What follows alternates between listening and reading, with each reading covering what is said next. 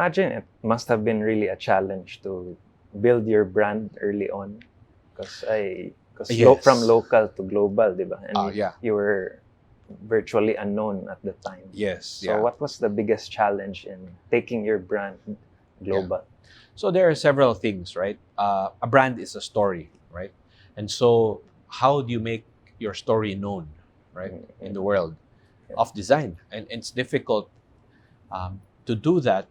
That's why there are not many brands, first of all, in the Philippines, and there are not many Filipino brands in the world, Yeah. in any field, right? I think we're one of the very, very few, especially in the world of luxury. So it's difficult because to build a brand, you need money, you need advertising, you need to show, to be able to retell your story many times. That's the first. The second is it's very difficult to build a luxury brand from the Philippines when you're Filipino. Third world. Yeah, because there's that notion third world, especially in Europe. Your porter, your cleaner, your all these jobs that are Filipino, right? They're caregivers, nurses. So it's very difficult to let somebody pay a lot of money for a Filipino product. And it's a stigma that I go against, and I try to prove to the world that this is as good as any French or Italian brand. So I have to work double hard to do that. Okay. Was there a time in your life that you ultimately knew that this was really the path for you? Design, taking it global? Yeah. I don't think there was a particular moment or a flash of lightning that made me understand that. But point. yeah, but it eventually, when I made my brand and people liked it, and I was starting to earn a name for myself, not only here in the country but also abroad. I think that I knew then that I was onto something. This has always been something that I wanted to do. Okay. Now that your name is internationally renowned, how do you stay grounded? I think I always look at the things, not the things so much that I've accomplished, but the things that I still want to do.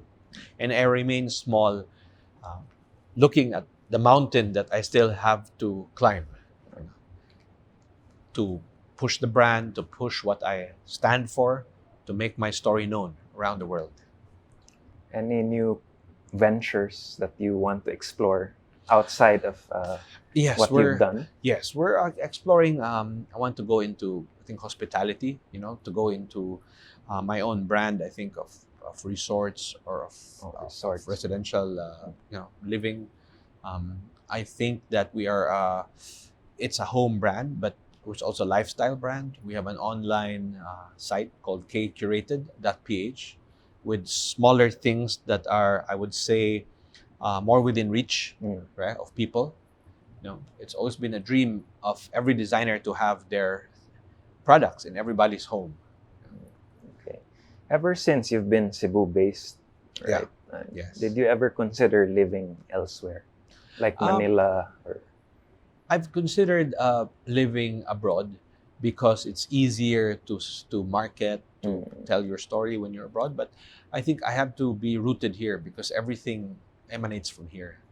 The foundations are here, the craftsmen are here, the design, the artistry, everything is here. My story is really rooted in Cebu. How do you deal with copycats? I noticed in recent years, I saw on the news that there were a lot of people copying your designs. Yes, there's a lot of, it's that's a big problem, not only for me but for all creatives out there. And I try to go after them. I have cases in court. Ongoing. Yeah, ongoing. Lawsuits. Since already for maybe 15 years, 20 years, I'm going after them. But they've actually become less. I think it become less and less. I think, than how it was like years ago. I think there's just more. I think maybe more creative people, more creativity out there, that people are starting to make their own designs. Okay. If I may ask, how many showrooms do you have in total? We are represented by many showrooms around the world.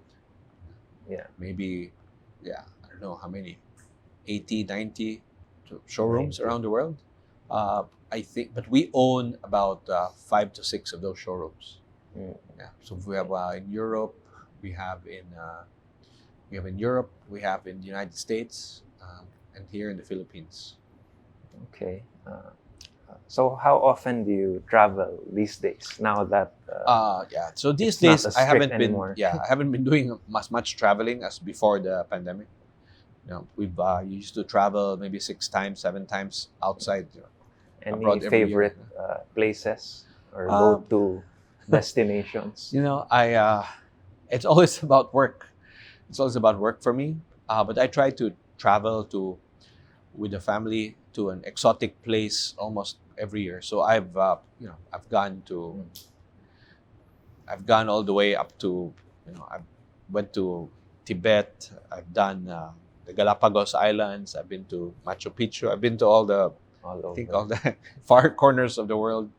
And for work, I've been to almost all the countries in Europe. Every country in Asia. Yeah, Okay. I think it's very important to, when you're trying also to sell your furniture, to design, that you know how the rest of the world lives. Speaking of your sales, is it back to pre-pandemic levels or is it better in recent years? Yeah. So during the pandemic, it was actually better than Is it pre-pandemic. on right? an upward trend? And I think it's a slow upward. It's a slow trend. The sales would probably be there's growth every year, but it's coming from different regions. It all depends on the economy. Yeah. So it varies from It varies from which from source. time to time. Yeah. Yeah.